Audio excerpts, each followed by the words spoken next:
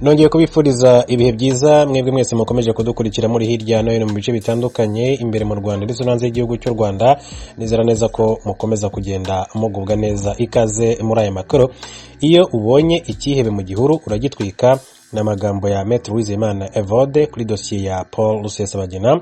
Senateri Evode Uwizeyimana yavuze ko nta kidasanzwe kuba u Rwanda rwarafashe Paul Rusesabagina rukamuburanisha ku byaha by'iterabwoba byakozwe n'umutwe yarayoboye, kuko ntawo kwisi bihanganira ikihebe cyangwa se imitwe y'iterabwoba. Uwizeyimana avuze ko u Rwanda rudakwiriye kwita ku bivugwa n'amahanga n'abandi bumva ko Paul Rusesabagina atarakwiriye kuburanishwa n'u Rwanda, ngo kuko n'ayo mahanga iyo atewe n'ikihebe ntawagisha inama mu kubirwanya. Yabitangarije mu kiganiro Imboni cyatambutse kuri televiziyo y'igihugu kigaruka ku migendekere y'urubanza rwa Paul Rusesabagina n'abandi 20 baregwaga hamwe ibyaha bishingiye ku iterabwoba byakozwe n'umutwe wa Mercedes FRN.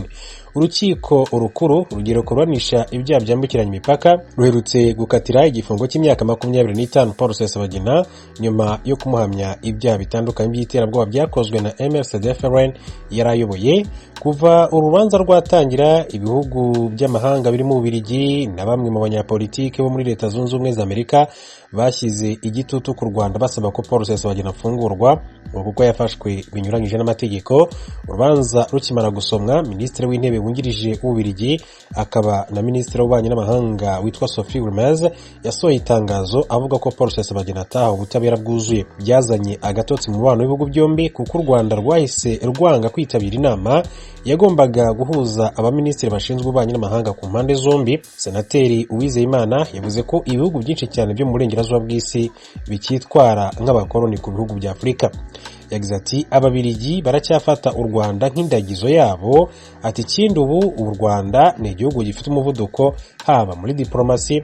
Urebye uruhare rw'u Rwanda mu butumwa ati bwaba ubwa Loni bwaba ubundi butumwa rujyamo atayashingiye ku masezerano hagati y'ibihugu, uyu murongo u Rwanda rwafashe wo guhamagarira ibihugu bya Afurika kwishakamo ibisubizo. Aba bantu ati bari baramenyereye ko ibisubizo byose biva mu burengerazuba bw'isi.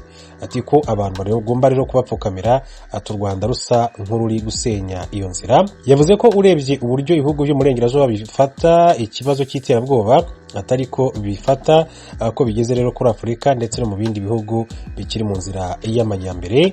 Ati urabona ko bashaka kugira systeme yo kurwanya iterabwoba ifite impande ebyiri, uko bafata iterabwoba ryakorewe muri Afurika ndetse n'irikorewe abanyafurika. Ati ntabwo ariko rero bafata iryakorewe umuzungu. Senateri Evode Uwizeyimana akaba yatanze ingero z'uburyo Amerika ubwo yibasirwaga n'ibitero by'iterabwoba muri 2001 ntawe yagishije inama mu kujya guhiga ababigabye. Uwo mwaka washize ingabo za Amerika zagize muri Afghanistan gukuraho ubutegetsi bw'abatalibani bashinjaga kuba indiri byihebe. Muri Amerika hashingwa komisiyo ya gisirikare yo gucira imanza abandi bakekwaho ibyo byaha. Senateri Evode Uwizeyimana yavuze ko ibyo byose Amerika yabikoze mu buryo butubahirije amategeko, nyamara abwitirirwa ko ari uburyo bwo gukumira iterabwoba. Mu binyamakuru ndetse no ku mbuga nkoranyambaga huzuyeho amashusho n'amajwi ya Paul Rusesabagina muri 2018 yemera ko umutwe wa FRN yarayoboye watangije intambara ku Rwanda kandi ko bazakoresha uburyo ubwo aribwo bwose bushoboka. Muri Senateri Evode Uwizeyimana ngo ibyo Rusesabagina yakoze no gushoza intambara ku gihugu, bityo nacyo cyagombaga no gukoresha uburyo bwose bushoboka mu kwirinda. Ati iriya ni declaration y'intambara. Ati iyo rero utangaje intambara ku gihugu nacyo kirakwitegura. Ati intambara yo gukumira ni ukumenya ko hari ikihebe kiri mu gihuru ati runaka gishaka kudutera, ati hanyuma igihuru ukagitwika. Uwizeyimana kandi akaba yagarutse kubafata ikibazo cya Paul Rusesabagina na FRN bagashaka kugihuza n'urugamba rwa FPR Inkotanyi yatangije mu mwaka wa 1990 ko kubohora igihugu. Avuga ko impamvu zitandukanye kandi ko nta rugamba rurwanwa nk'urundi. Agize ati baravuga ngo kandi na FPR kera yari inyeshyamba, atari ko ntabwo umuntu ajya mu ntambara yo kwigana abandi. Ati intambara uyijyamo ubishoboye, ubijyamo ufite program washyize ku meza ifatika.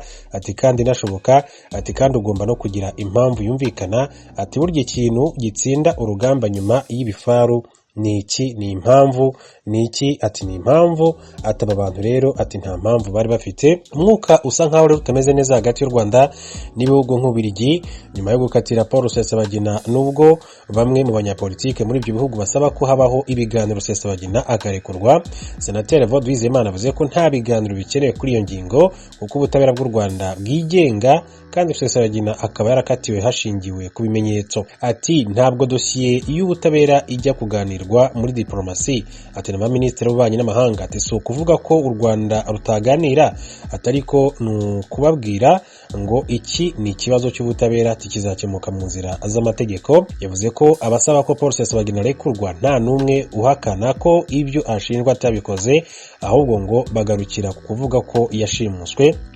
Abajijwe niba u Rwanda rudashobora gufatirwa imyanzuro kubera urubanza rwa Paul Rusesabagina, Senateri Uwizeyimana avuze ko atari ko abibona. Ati bamenyereye gukanga ibihugu bya Afurika, ati politike yacishwa aha, ati barayimenyereye. Ati u Rwanda rero ntabwo rubikozwa, ahubwo iyi dosiye ya Paul Rusesabagina iratanga ubutumwa ndetse no ku bandi bafite umugambi nk'uwe, abashyigikiye n'ababashyigikiye, ati ko rero barimo kuvomera mu kiva. Paul Rusesabagina bagenzi be rero bahamijwe ibyaha bahawe iminsi 30 yo kujurira mu gihe baba batishimiye imikirize y'urubanza, ni nayo minsi kandi yahawe ubushinjacyaha ubarega nabo bakaba bajurira mu gihe batishimiye imikirize iyo urubanza. Ishyirahamwe riharanira uburenganzira bw'ikiremwa muntu ku isi Human Rights Watch rivuga ko leta y'u Rwanda yafashe igapfunga bahinduye ibitsina abakora umurimo w'umaraya na ba mayibobo mu gihe ico gihugu gitegura inama y'abakuru b'ibihugu n'abamareta b'ishyirahamwe rya Commonwealth. Iyi nkuru yakurikiranywe n'umumenyesha makuru wacu Veniste Shimiyimana. This detention center kwa Kabuga, it is not a secret at all. It is very much known about.